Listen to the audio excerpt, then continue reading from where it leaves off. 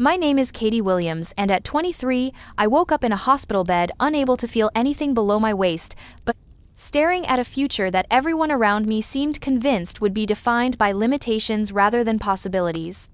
The diving accident that left me paralyzed also left me facing family members who spoke in hushed tones about disability benefits, modified homes, and realistic expectations for someone in my condition. My own mother suggested I focus on accepting my new reality instead of chasing impossible dreams, while well-meaning relatives questioned whether I'd ever be able to hold down a job, let alone build a career. What they didn't understand as they planned my life around what I couldn't do was that I was already envisioning technology solutions that could change not just my world, but the world for millions of people with disabilities. 7 years later, I stood before a room full of investors announcing that AccessiTech, the company I founded from my hospital bed, had just been valued at $50 million. But before I tell you how I turned their doubts into my greatest motivation, let me know where you're watching from and hit that subscribe button. Because this is a story about proving that the only real disability is a limited imagination. Growing up in Portland, Oregon, I was the kind of kid who couldn't sit still, couldn't stop asking questions, and couldn't accept that something was impossible just because someone said it was. My parents, both high school teachers, had raised me to be curious, independent, and confident in my abilities. I was the kid who built elaborate tree houses, taught myself to code in middle school, and convinced my skeptical father to let me rebuild his computer when I was 14. By the time I graduated high school, I had already been accepted to Oregon State University's engineering program with plans to specialize in biomedical engineering. I wanted to design medical devices that could improve people's quality of life, though I had no idea how personally relevant that goal would become. College was everything I had hoped it would be. I thrived in the challenging coursework, made friends with fellow engineering students who shared my passion for problem solving, and spent weekends rock climbing, hiking, and exploring the Pacific Northwest. I was particularly drawn to a rock climbing group that met every Saturday at Smith Rock State Park, where experienced climbers taught newcomers the technical skills and safety protocols needed for the sport. The climbing community became like a second family to me. There was something pure about the challenge of reading a rock face, planning your route, and trusting your equipment and your training to carry you safely to the top. It required both physical strength and mental strategy, a combination that appealed to my engineering mindset. Jake Morrison, a senior in the mechanical engineering program, was one of the group's most experienced climbers and had become someone I looked up to both academically and personally. He was patient with newer climbers, meticulous about safety protocols, and had a way of breaking down complex climbing techniques into understandable steps. It was Jake who suggested we try the more challenging routes at Smith Rock that fateful Saturday in October of my junior year. I had been climbing regularly for almost 2 years and felt confident in my abilities. We had checked and double-checked our equipment, reviewed the route carefully, and followed all the safety protocols that had become second nature. What we hadn't accounted for was a hairline fracture in one of the older anchor bolts, a piece of hardware that had been in the rock face for over a decade. When I reached the anchor point about 40 feet up the cliff, the bolt gave way under pressure, sending me into a free fall that should have been caught by my backup safety systems. But in that split second of mechanical failure, multiple safety measures failed simultaneously. My rope caught on a sharp rock outcropping, the belayer below lost control of the brake, and I fell 35 feet onto a rocky ledge before finally being stopped by the climbing harness that probably saved my life but couldn't prevent the impact that shattered 3 vertebrae in my lower spine. I remember the fall itself with crystal clarity, the sudden realization that something was wrong, the brief moment of weightlessness, and then the impact that felt like being hit by a truck. What I don't remember is much of the next week, which I spent in a medically induced coma while surgeons worked to stabilize my spine and minimize the damage to my spinal cord.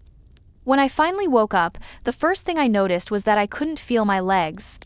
The second thing I noticed was the way everyone around me was trying very hard to look hopeful while clearly struggling with their own shock and sadness. "Katie, sweetheart," my mother said, taking my hand with tears in her eyes, "you're going to be okay. We're all here for you and we're going to figure this out together." Dr. Patricia Chen, the neurosurgeon who had performed my emergency surgery, was more direct about my condition and prognosis. Katie, you've sustained a complete injury to your spinal cord at the loan level, she explained with professional compassion. This means that the signals between your brain and your lower body have been permanently interrupted. You won't regain sensation or voluntary movement in your legs. The words should have been devastating, and on some level they were. But my first reaction wasn't despair, it was a flood of questions about exactly how the nervous system worked, what current research was being done on spinal cord injuries, and what assistive technologies were available to help people in my situation maintain independence and mobility. What kind of wheelchairs are available? I asked Dr. Chen. What about computer interfaces for people with limited hand mobility? Are there any new developments in exoskeleton technology? My rapid-fire questions seemed to surprise everyone in the room. They had been prepared for grief, denial, or anger. They hadn't been prepared for immediate curiosity about technological solutions. Dr. Chen recovered first, clearly impressed by my analytical approach to the situation. There are many options available, she said. We'll have an occupational therapist work with you to determine what equipment and modifications will best suit your needs and lifestyle. What about returning to school? I pressed. How soon can I start physical therapy? When can I begin learning to use adaptive equipment? My mother looked concerned by my rapid transition into planning mode. Sweetheart, maybe we should focus on healing first before thinking about everything else. Mom, I am healing, I replied firmly. But healing doesn't mean putting my life on hold. I still have goals, and I still have things I want to accomplish. The conversation revealed the first major disconnect between my perspective and that of my family and medical team. They seemed to view my injury as a tragedy that would require fundamental changes to my identity and aspirations. I viewed it as a challenge that would require creative solutions and adaptive strategies. Over the following days, as I began the initial stages of rehabilitation, the scope of those different perspectives became clearer. Physical therapy sessions focused heavily on basic mobility and self-care skills, which were certainly important but felt limited compared to the technological possibilities I was researching during my free time. Let's work on transferring from the wheelchair to the bed, said my first physical therapist, a well-meaning woman named Rebecca, who had been working with spinal cord patients for over a decade. Absolutely. I agreed, but I'm also curious about power assist wheels, smart home integration, and voice-controlled computer interfaces. Are those topics we can explore during my rehabilitation? Rebecca looked surprised by my questions. Well, we usually focus on the fundamentals first, she said. Things like basic transfers, wheelchair mobility, and personal care. The more advanced technological adaptations usually come later, if at all. If at all? I repeated. Why wouldn't someone want to explore every available technology that could enhance their independence and capabilities? Cost is often a factor, Rebecca explained. Many of the high-tech solutions are expensive and not covered by insurance. We focus on teaching skills that will work regardless of economic circumstances. The answer made practical sense, but it also revealed something troubling about the assumptions underlying traditional rehabilitation approaches. The emphasis was on teaching people to adapt to limitations rather than on overcoming those limitations through innovation and technology.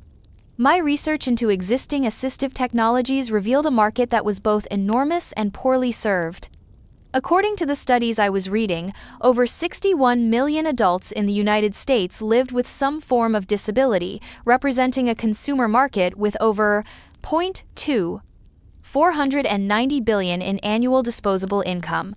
Yet most assistive technology products were expensive, outdated, and designed by people who had never used them. The average power wheelchair cost between $15,000 and $40,000, but many had user interfaces that seemed designed in the 1990s. Computer adaptive equipment was often clunky and required extensive training to use effectively. More frustrating was the discovery that many potentially life-changing technologies existed in research laboratories, but had never made it to market because manufacturers assumed the disability market was too small or price-sensitive to justify commercial development. This is exactly the kind of market inefficiency that creates entrepreneurial opportunities, I told Jake Morrison when he visited during my third week in the hospital. Jake had been struggling with guilt about the accident, despite the fact that the equipment failure had been completely unforeseeable. What do you mean? he asked, clearly relieved to hear me talking about future opportunities rather than dwelling on the circumstances that had led to my injury. I mean, there's a huge population of potential customers whose needs aren't being met by existing products, I explained, gesturing to the stack of research papers I had been reading. People with disabilities have money to spend on technology that improves their lives, but most companies are creating products for institutions rather than individual consumers. I showed Jake some of the adaptive technology I had been researching, including smartphone-controlled home automation systems, advanced prosthetics with sensory feedback, and mobility aids that used GPS and artificial intelligence to navigate complex environments. This stuff is incredible, Jake said, scrolling through specifications for a robotic exoskeleton that could help people with paralysis walk again. Why isn't it more widely available? Because most companies think the market is too specialized, I replied. They design products for hospitals and rehabilitation centers rather than for people who want to use technology in their daily lives. But what if someone designed assistive technology the way Apple designs consumer electronics? I continued, the idea taking shape as I spoke. User-friendly interfaces, attractive design, reasonable pricing, and direct marketing to individual consumers rather than institutions? Jake's eyes lit up with understanding. You're talking about starting a company. I'm talking about starting a revolution, I corrected. The assistive technology industry is where the computer industry was in 1975, full of potential but stuck in institutional thinking. Someone needs to bring it into the modern era. The conversation with Jake marked the beginning of a shift in how I approached my rehabilitation and future planning. Instead of focusing solely on adapting to my disability, I began thinking about how my new perspective could create opportunities to improve life for millions of people facing similar challenges. But first, I had to navigate the well-meaning but often misguided advice from family members who were still struggling to understand my situation and adjust their expectations accordingly. My older brother, Michael, visited the following weekend with what he clearly thought was a practical and supportive approach to my future planning. I've been doing some research on career options for people with disabilities, he announced, pulling out a folder of printed articles and job listings. There are actually quite a few opportunities in fields like computer programming, customer service, and administrative work. I appreciated his effort to be helpful, but the underlying assumptions in his research were problematic. Michael, these are all jobs that people assume you can do from a desk, I observed, flipping through the materials he had brought. What about engineering positions, management roles, or entrepreneurship? Well, those might be more challenging, he replied carefully. I mean, engineering often requires site visits and hands-on work. Management involves a lot of travel and face-to-face meetings, and starting a business is risky for anyone, but especially for someone dealing with additional challenges. The word challenges had become a euphemism that family members used when they didn't want to say disability directly, as if the word itself was somehow offensive or discouraging. Michael, what additional challenges are you referring to? I asked directly.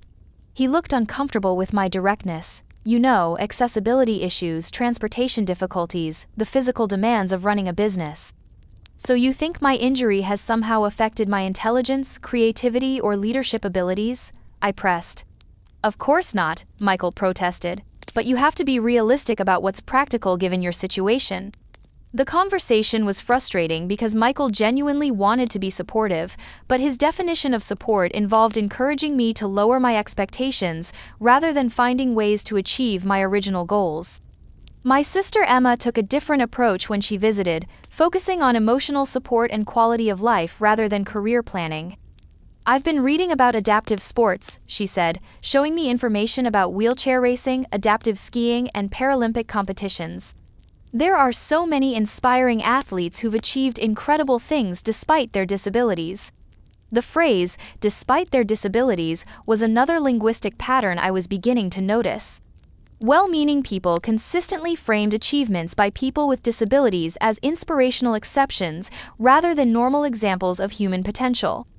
That's great, I said, looking through the materials Emma had brought, but I'm more interested in adaptive technology than adaptive sports right now. Oh, Emma replied, clearly disappointed that I wasn't more enthusiastic about her research. I just thought it might be good for you to see examples of people who've overcome similar challenges and found fulfillment in new areas. Emma, I appreciate the thought, but I'm not looking to find fulfillment in new areas, I explained gently. I'm looking to pursue my original goals using different methods and tools. The distinction was important but difficult for my family to understand. They kept suggesting alternative activities and career paths, as if my interests and ambitions had somehow changed along with my mobility. My parents struggled the most with the adjustment, particularly as it became clear that I wasn't going to accept their vision of a more limited future. We're just worried about you setting yourself up for disappointment, Mom explained during one of our more direct conversations about my plans. We want you to be happy, and happiness sometimes means accepting what's possible rather than chasing what might not be achievable. Mom, what makes you think my goals aren't achievable? I asked. Well, starting a technology company is difficult under the best of circumstances, she replied. Adding disability-related challenges to that equation seems like it might be setting the bar too high. What if my disability actually gives me advantages in this particular market? I suggested. What if understanding the user experience personally makes me better at designing products that people actually want to use? The concept seemed foreign to my parents, who had spent weeks focusing on the limitations imposed by my injury, rather than considering potential advantages or opportunities it might create. My father was more direct in his concerns. Katie, I admire your optimism, but we need to think practically about your future, he said during a family meeting that had been convened to discuss my post-graduation plans. We've been researching disability benefits, accessible housing options, and support services that might be available to you. There are resources out there that can help ensure you have financial security and a comfortable quality of life. The assumption that I would need financial assistance and support services was based on the premise that my earning potential had been fundamentally compromised by my accident. Dad, I appreciate your research, but I'm planning to support myself through my career, just like I was before the accident, I said. But what if that doesn't work out? He pressed. What if employers aren't willing to make the accommodations you need, or what if starting a business proves too difficult? We want to make sure you have backup plans.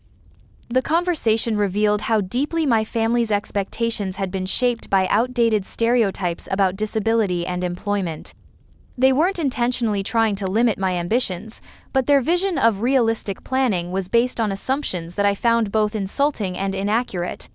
The tension came to a head during a particularly difficult family dinner toward the end of my hospital stay. My parents had invited my Uncle Robert, a successful businessman, to join us for what they clearly hoped would be a practical conversation about my future prospects. Katie, Uncle Robert began after dinner, your parents have told me about your entrepreneurial interests. I think it's great that you're staying positive and thinking about the future. Thank you, I replied, sensing a but coming. But I want to share some perspective from my experience in business, he continued. Starting a company is incredibly demanding, even for people without additional challenges. It requires long hours, extensive travel, high-stress decision-making, and the ability to adapt quickly to changing circumstances. Are you suggesting that people with disabilities can't handle demanding work? I asked. Uncle Robert looked uncomfortable. I'm suggesting that you might want to consider whether the additional barriers you'll face are worth the potential rewards, especially when there are other career paths that might be more manageable. What additional barriers? I pressed. Well, accessibility issues, for one thing, he replied. Many business environments aren't designed for wheelchairs. Client meetings, trade shows, international travel, all of these could be complicated by mobility limitations. And frankly, he continued, some potential customers and investors might have unconscious biases that could make it harder for you to be taken seriously as a business leader. The honesty was brutal but also clarifying. Uncle Robert was articulating the prejudices that I would likely encounter in the business world, even if most people would be too polite to express them directly. So your advice is that I should avoid pursuing entrepreneurship because other people might be prejudiced? I asked. My advice is that you should be strategic about where you invest your energy, Uncle Robert replied. There are many ways to have a successful and fulfilling career that might face fewer obstacles. The conversation continued for another hour, with my family essentially staging an intervention designed to convince me to abandon my entrepreneurial ambitions in favor of more realistic goals. But their well-intentioned pessimism had the opposite effect of what they intended. Instead of discouraging me, it crystallized my determination to prove that their assumptions about disability and capability were wrong. That night, I made a decision that would guide my approach to everything that followed. I would stop trying to convince my family that my goals were achievable, and I would start focusing on achieving them regardless of their support or approval. The remaining weeks of my hospital stay became a crash course in independence and self-advocacy. I worked with occupational therapists to learn adaptive techniques for daily living, but I also spent hours researching business formation, patent law, and venture capital processes. I contacted disability advocacy organizations to learn about resources available to entrepreneurs with disabilities, and I reached out to successful business owners who happen to have disabilities to ask for advice and mentorship. Most importantly, I began developing my first patent application for the wheelchair navigation system that had been the focus of my senior design project. If I was going to start a technology company, I needed intellectual property that would create competitive advantages and attract investor interest.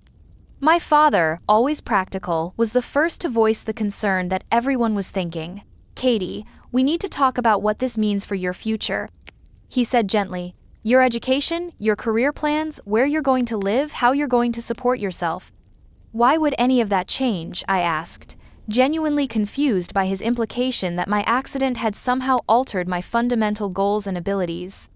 The look that passed between my parents told me they had been having conversations about my future that didn't include my input.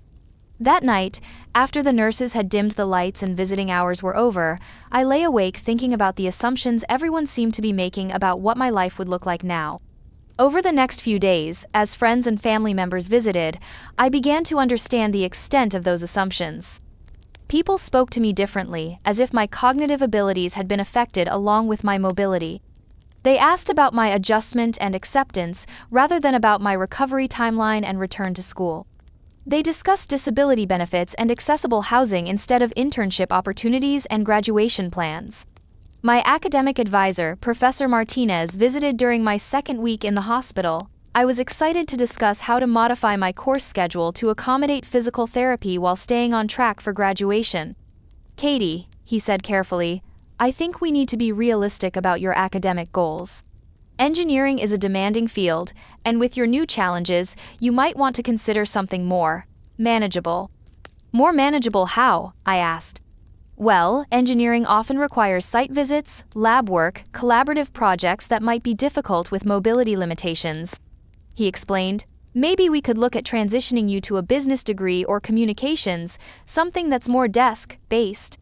The suggestion that I should abandon engineering because of assumptions about what I could or couldn't do was infuriating. I had been passionate about biomedical engineering specifically because I wanted to solve problems that affected people's lives. Now I had personal experience with exactly the kinds of problems I wanted to solve. "Professor Martinez," I said as politely as I could manage, "I understand that there may be some accommodations needed, but I don't see why my academic goals should change. If anything, I now have more motivation to pursue biomedical engineering." He looked uncomfortable with my directness. "Katie, I admire your optimism, but we need to think about employability after graduation. Many engineering firms aren't equipped to accommodate employees with significant disabilities." The word unemployable hung in the air like an accusation. According to the people who were supposed to be supporting my education and career development, my accident had somehow made me unsuitable for the profession I had spent 3 years preparing to enter. That conversation was a turning point for me. I realized that the biggest obstacles I would face wouldn't be physical barriers or technological limitations. They would be the assumptions and prejudices of people who couldn't imagine that someone in a wheelchair might be capable of innovation, leadership, or entrepreneurial success. Physical therapy was grueling, but also enlightening. Learning to navigate the world from a wheelchair gave me first-hand experience with the countless ways that our environment was designed without considering people with mobility differences. Doors that were too heavy, bathrooms that were inaccessible, elevators that were too small, and technology interfaces that assumed full mobility and dexterity. But I also discovered an entire community of people with disabilities who were living full, successful lives despite these barriers. My physical therapist, Sandra Kim, was a former Paralympic athlete who had become an expert in adaptive sports and assistive technology. The biggest mistake people make, Sandra told me during one of our sessions, is thinking that disability means inability. The reality is that people with disabilities often become incredibly innovative because we have to find creative solutions to everyday problems. She introduced me to other young people with spinal cord injuries who were pursuing careers in everything from law to medicine to entrepreneurship. They shared stories of employers who had initially been skeptical but had ultimately benefited from their problem-solving skills and unique perspectives. More importantly, they shared their frustrations with assistive technologies that were outdated, expensive, or poorly designed by people who didn't understand the actual needs of users. Most accessibility technology is designed by able-bodied engineers who have never used the products they're creating, explained Marcus Thompson, a software developer who had been paralyzed in a motorcycle accident 5 years earlier. They make assumptions about what we need instead of asking us what would actually be helpful. Marcus showed me some of the modifications he had made to his computer setup, including custom voice recognition software and a keyboard interface that he had designed specifically for people with limited hand mobility. The assistive technology market is huge and growing, he explained, but most of the products are either prohibitively expensive or don't actually meet real-world needs. There's a massive opportunity for someone who understands both the technology and the user experience. The conversation planted a seed that would grow into the foundation of my future company. What if I could use my engineering background and my new personal understanding of disability to create better assistive technologies? I returned to Oregon State for spring semester, 4 months after my accident, with accommodations that included priority parking, accessible classrooms, and modified lab equipment. Some professors and classmates were awkward around me initially, but most adjusted quickly when they realized that my academic performance hadn't been affected by my injury. In fact, my motivation and focus had intensified. I threw myself into coursework with renewed purpose, particularly projects that involved human-machine interfaces and biomedical applications. I also began researching the assistive technology market, studying existing products and identifying gaps between what was available and what users actually needed. My senior design project became the foundation for what would eventually become my first patent. Working with a team of classmates, I designed a smart wheelchair navigation system that used computer vision and machine learning to help users navigate complex environments safely and efficiently. The system could detect obstacles, suggest optimal routes, and even learn individual users' preferences and movement patterns over time. It was more sophisticated than anything currently available on the market, and it had been designed by someone who would actually use the technology. "This is impressive work, Katie," said Professor Williams when we presented our project at the Senior Design Showcase. "Have you considered pursuing graduate school to develop this further?" "Actually," I replied, "I've been thinking about taking this to market directly. I think there's a real opportunity to start a company focused on next-generation assistive technologies." The suggestion seemed to surprise him. "That's ambitious. Do you have experience with business development or venture capital?" "Not yet," I admitted, "but I have something more valuable. I understand the market from a user perspective, and I have the technical skills to create products that actually solve real problems." The conversation marked the beginning of my transition from engineering student to entrepreneur. Over the summer after graduation, I spent every waking hour researching the business side of technology development. I read books about startups, attended networking events, and reached out to entrepreneurs who had successfully launched tech companies. I also continued developing my wheelchair navigation system, refining the algorithms and creating a prototype that could be demonstrated to potential investors and customers. The response from the disability community was overwhelmingly positive.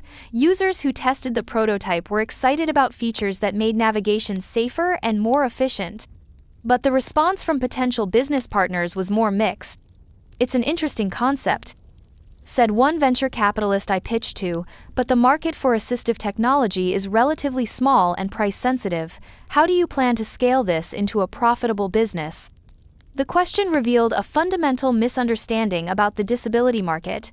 According to the World Health Organization, over 1 billion people worldwide live with some form of disability. In the United States alone, the disability market represents over $490 billion in annual disposable income. The assistive technology market isn't small, I explained during my next pitch meeting, it's underserved. Most companies in this space are creating products for institutions rather than individual consumers, which results in technology that's expensive, outdated, and doesn't meet real-world needs. My business plan outlined a direct-to-consumer approach that would leverage modern manufacturing techniques and digital distribution to create high-quality assistive technologies at accessible price points. But I also faced skepticism that had nothing to do with market analysis or business strategy. Several potential investors questioned whether I had the leadership skills and business acumen needed to run a technology company. "Katie, you're clearly brilliant from a technical standpoint," said David Chen during a particularly difficult pitch meeting, "but building a company requires skills beyond engineering. Do you have experience managing teams, raising capital, or scaling operations?" "No," I replied honestly, but neither did Mark Zuckerberg when he started Facebook, or Michael Dell when he started his computer company. Successful entrepreneurs learn business skills as they build their companies. But they didn't have the additional challenges you're facing. Chen continued, "Running a company requires long hours, extensive travel, and high-stress decision-making. Are you sure you're prepared for those demands?" The question was offensive on multiple levels, but it was also revealing about the assumptions people made about disability and capability. Chen wasn't questioning my technical abilities, he was questioning whether someone in a wheelchair could handle the physical and emotional demands of entrepreneurship.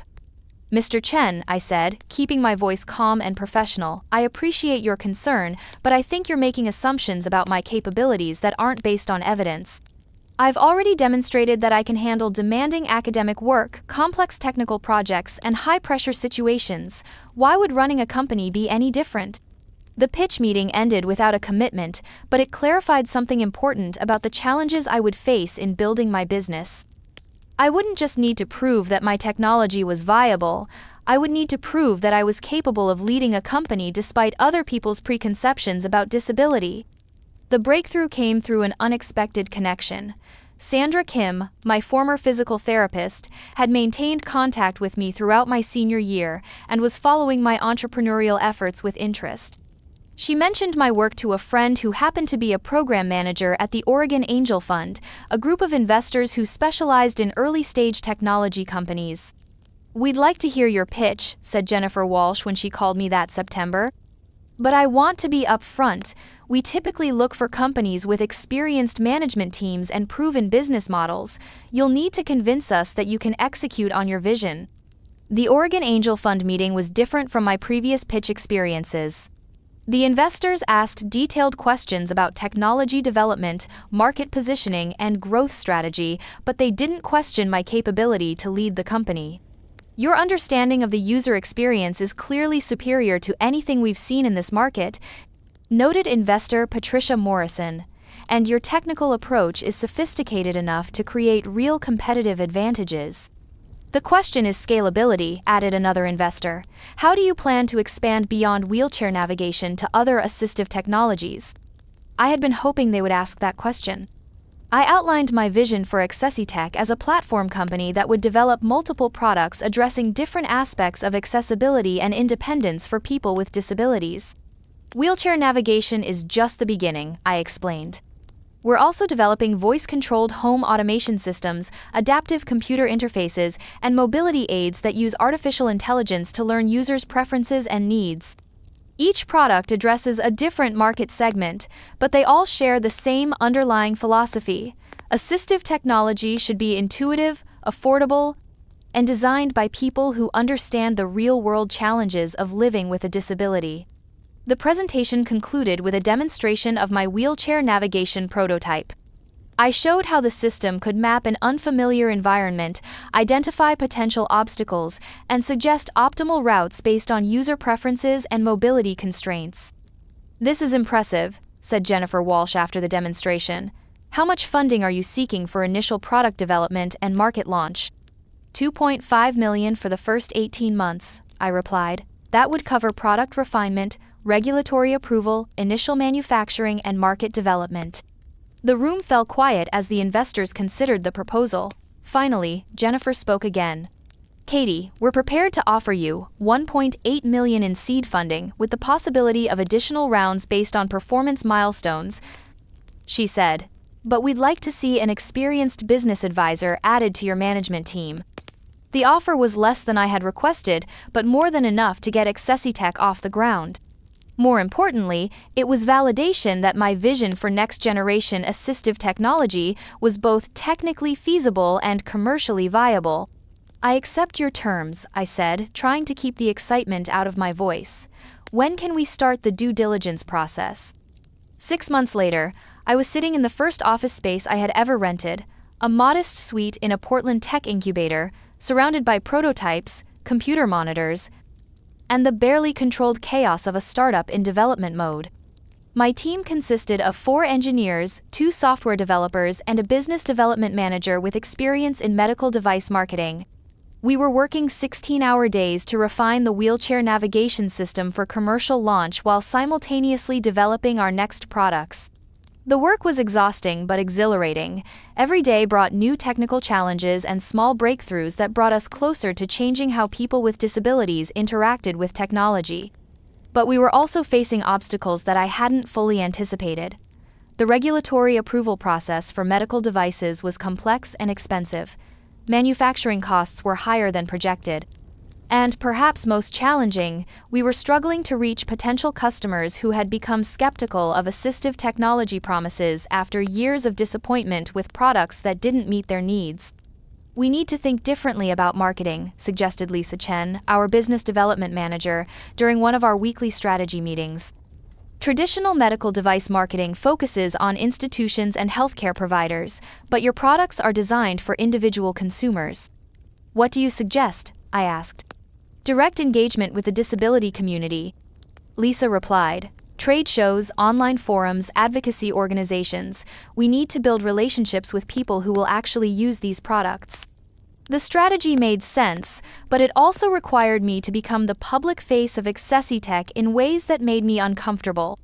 I was used to being behind the scenes, focusing on technical development rather than marketing and public relations.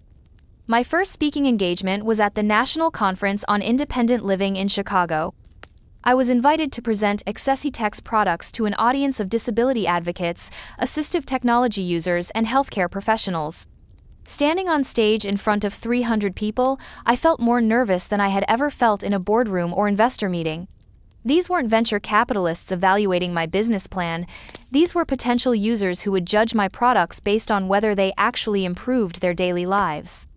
My name is Katie Williams, I began, and 7 years ago I was told that my disability would make me unemployable.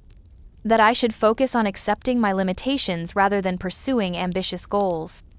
Today, I'm here to show you technology that we've developed based on a different philosophy.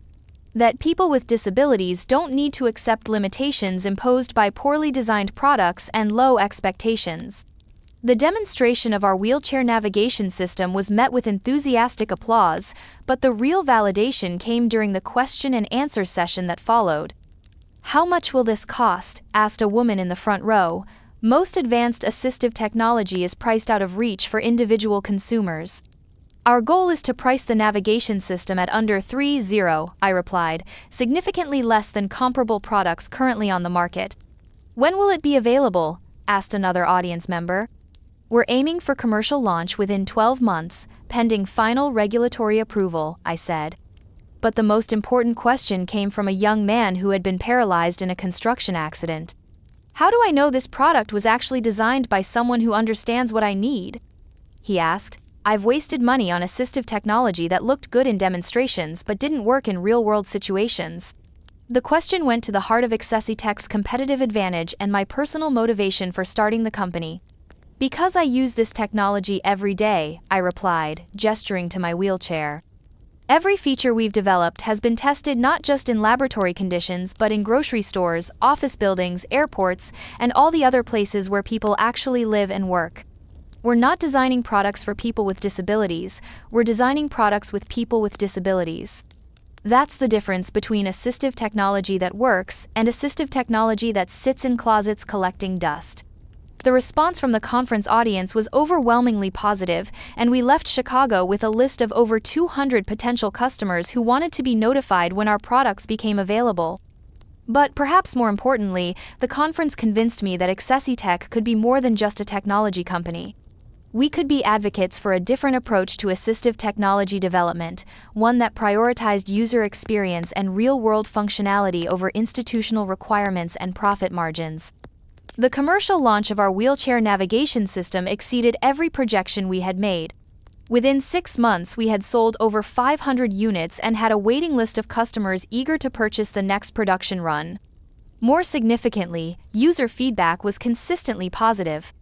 People reported that the navigation system had increased their confidence in unfamiliar environments, reduced anxiety about accessibility barriers, and improved their overall independence and mobility. "This technology has changed my life," wrote Sarah Martinez, one of our early customers, in a testimonial that we used in subsequent marketing materials. "I can navigate new places without worrying about getting stuck or lost. It's given me freedom I haven't had since my accident." The success of our first product validated our approach and provided the foundation for expanding into additional product categories. We used the revenue from navigation system sales to fund development of our next innovations: adaptive computer interfaces, smart home automation systems, and mobility aids that learned users' preferences and adjusted accordingly. Each new product followed the same development philosophy: identify real-world problems experienced by people with disabilities, design solutions that prioritized usability and affordability, and test everything extensively with actual users rather than making assumptions about what they needed. The business model worked. Within 3 years, AccessiTech had grown from a 4-person startup to a 50-employee company with multiple product lines and customers in 12 countries. But success also brought new challenges. As we grew larger, it became more difficult to maintain the personal connection with users that had been central to our development process. We were facing pressure from investors to scale operations more aggressively, which sometimes conflicted with our commitment to quality and user-focused design. The tension came to a head during our Series B funding round, when potential investors questioned whether our commitment to affordability was compatible with the profit margins expected by venture capital firms. "Your products are excellent," said Robert Chen during one particularly difficult negotiation session, "but your pricing strategy leaves money on the table. The disability market will pay premium prices for technology that works well." "That's exactly the attitude we're trying to change," I replied. "Assistive technology shouldn't be a luxury good available only to people with substantial financial resources." "But if you're leaving profit margin on the table," Chen continued, "you're limiting your ability to invest in research and development for future products." The argument had some merit, but it also represented a fundamental misunderstanding of AccessiTech's mission and competitive advantage. Our success wasn't just based on technical innovation, it was based on making high-quality assistive technology accessible to people who had been priced out of the market by traditional manufacturers. "Mr. Chen," I said, "I appreciate your business perspective, but I think you're missing something important about our market position. We're not just competing on technology, we're competing on values. Our customers choose AccessiTech because we understand their needs and respect their budgets. If we start pricing our products like luxury goods, we lose that competitive advantage and become just another assistive technology company that serves a narrow market of wealthy customers." The funding negotiations ultimately resulted in a compromise that preserved our pricing philosophy while providing the capital needed for continued growth. But the experience clarified something important about the decisions I would need to make as AccessiTech continued to scale. By year 5, we had established ourselves as a leader in the assistive technology market, with annual revenues exceeding $15 million and a product portfolio that addressed multiple aspects of accessibility and independence. Our success had also attracted attention from larger technology companies that were interested in acquiring AccessiTech or partnering with us to enter the disability market. "We'd like to discuss a potential acquisition," said Jennifer Walsh from Microsoft's accessibility division during a meeting in our Portland headquarters. "Your technology and market position would complement our existing accessibility initiatives." The offer was substantial, nearly $40 million for full acquisition of AccessiTech's technology, team, and customer base. It was more money than I had ever imagined when I started the company from my hospital bed 7 years earlier. But the acquisition would also mean giving up control over the company's direction and potentially abandoning the values-based approach that had made us successful.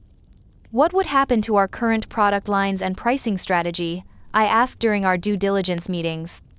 Obviously, we'd need to evaluate each product's fit within Microsoft's broader portfolio, Walsh replied diplomatically. Some products might be discontinued or modified based on our market analysis. The non-answer told me everything I needed to know about how a large corporation would approach our specialized market. Products that served smaller user groups or didn't generate sufficient profit margins would likely be eliminated, regardless of their impact on users' lives. I appreciate the offer, I said after consulting with my management team and board of directors, but I don't think acquisition is the right path for AccessiTech at this time. We're committed to serving the disability community directly, rather than becoming a division within a larger organization that might have different priorities. The decision to remain independent was validated 6 months later when we closed a Series C funding round that valued AccessiTech at $50 million, while allowing us to maintain control over our strategic direction. The investment came from a consortium of impact investors who were specifically interested in companies that combined financial success with social benefit. They understood that our commitment to affordability and user-focused design wasn't just good values, it was good business that created sustainable competitive advantages. AccessiTech represents exactly the kind of company we want to support, said lead investor Patricia Morrison during the announcement ceremony. You've proven that serving underserved markets can be both profitable and socially beneficial. Standing in front of the assembled investors, employees, and media representatives, I reflected on the journey from hospital patient to CEO of a $50 million company. 7 years ago, I said during my remarks, people told me that my disability would limit my career prospects and that I should focus on accepting a reduced role in society. Today, AccessiTech employs over 100 people, serves customers in 23 countries, and has helped thousands of people with disabilities achieve greater independence and mobility. We've proven that the biggest barriers people with disabilities face aren't physical limitations. They're the low expectations and assumptions of people who can't imagine what we're capable of achieving. AccessiTech succeeds because we design technology for real-world users rather than institutional buyers, because we prioritize accessibility over profit margins, and because we're led by people who understand the challenges and opportunities of living with disabilities. But most importantly, we succeed because we reject the idea that disability means inability. Every product we develop, every employee we hire, and every customer we serve reinforces the truth that people with disabilities are not a problem to be solved, we're a market to be served and a community with valuable perspectives to offer. The event concluded with demonstrations of our latest products, including an AI-powered communication device for people with speech impairments and a haptic feedback system that allowed people with visual impairments to navigate digital interfaces more effectively. But perhaps the most meaningful moment came when Marcus Thompson, the software developer who had first introduced me to the possibilities of assistive technology entrepreneurship, approached me after the presentation. "Katie," he said, "do you remember our conversation in the hospital about the opportunities in assistive technology?" "Of course," I replied. "That conversation changed my life." "Well, your company has changed mine," Marcus continued. "I've been using AccessiTech products for 3 years now, and they've improved my productivity and independence in ways I never thought possible. But more than that, you've proven something that a lot of us needed to see, that people with disabilities can build companies that serve our community while also achieving mainstream business success." The conversation reminded me that AccessiTech's impact extended beyond the products we sold or the revenue we generated. We were demonstrating that the disability community could be innovators and leaders, rather than just consumers of technology designed by others. Today, as I write this from my office overlooking the Portland skyline, AccessiTech continues to grow and evolve. We've expanded into new product categories, entered international markets, and established partnerships with healthcare systems and educational institutions around the world. But we've also maintained the values and user-focused approach that made us successful in the first place. Every product we develop is still tested extensively by people with disabilities. Every hiring decision considers how candidates will contribute to our mission of creating accessible technology. Every strategic choice is evaluated based on its impact on the disability community as well as its financial implications. The company employs over 150 people, 40% of whom have disabilities themselves. Our workplace accommodations and inclusive culture have become a model for other technology companies looking to diversify their workforce and tap into the creativity and problem-solving skills of people with disabilities. We've also established the AccessiTech Foundation, which provides grants and technical assistance to other entrepreneurs with disabilities who are developing innovative solutions to accessibility challenges. The goal is to create an entire ecosystem of disability-led innovation, I explained during a recent interview with TechCrunch. AccessiTech proved that this market exists and that serving it well can be extremely profitable. Now, we want to help other entrepreneurs with disabilities build companies that address different aspects of accessibility and inclusion. The foundation has already provided seed funding to 12 startups led by entrepreneurs with disabilities, companies that are developing everything from adaptive gaming controllers to navigation apps for people with visual impairments. But perhaps the most personally satisfying aspect of AccessiTech's success has been the opportunity to change the conversation about disability and employment. I'm regularly invited to speak at business schools, technology conferences, and corporate diversity events about the value of inclusive hiring and the business case for accessibility. The message is always the same. People with disabilities bring unique perspectives and problem-solving skills that can drive innovation and create competitive advantages. When you design products for people with disabilities, I tell these audiences, you often create solutions that benefit everyone. Curb cuts were designed for wheelchair users, but they're used by people with strollers, shopping carts, and luggage. Closed captioning was designed for people who are deaf, but it's used by people in noisy environments or those learning English as a second language. AccessiTech's products follow the same principle. We design for specific accessibility needs, but the resulting technology often improves usability for everyone. The speaking engagements also provide opportunities to address the assumptions and stereotypes that I encountered during my early entrepreneurial journey.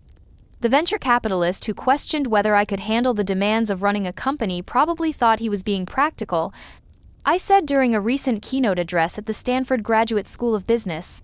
But he was really revealing his own limited understanding of what disability means and what people with disabilities are capable of achieving.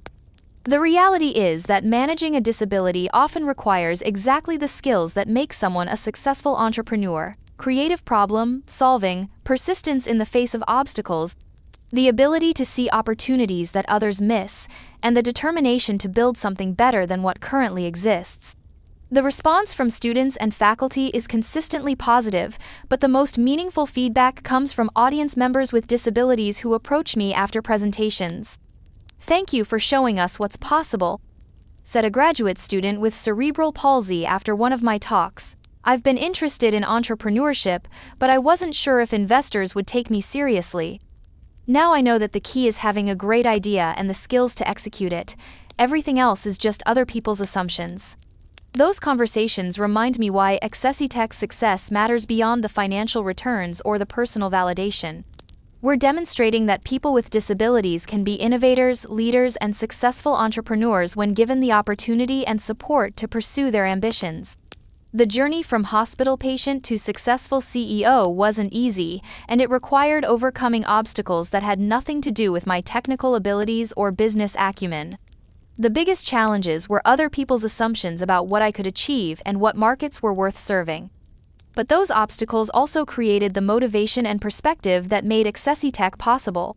If everyone had believed that people with disabilities could build successful technology companies, someone else might have started AccessiTech before I had the chance. Instead, their doubts created an opportunity for me to prove that the only real disability is a limited imagination. Looking toward the future, I'm excited about the continued growth of AccessiTech and the broader ecosystem of disability-led innovation that we're helping to create. The technology we're developing today will improve the lives of people with disabilities around the world, but it will also demonstrate the economic and social value of inclusive design and diverse leadership. My accident changed the trajectory of my life in ways that I never could have anticipated. But it also gave me the opportunity to build something meaningful that honors both the challenges and the capabilities of the disability community. So what about you? Have you ever been told that your circumstances made certain goals impossible? How did you turn those limitations into motivation for innovation?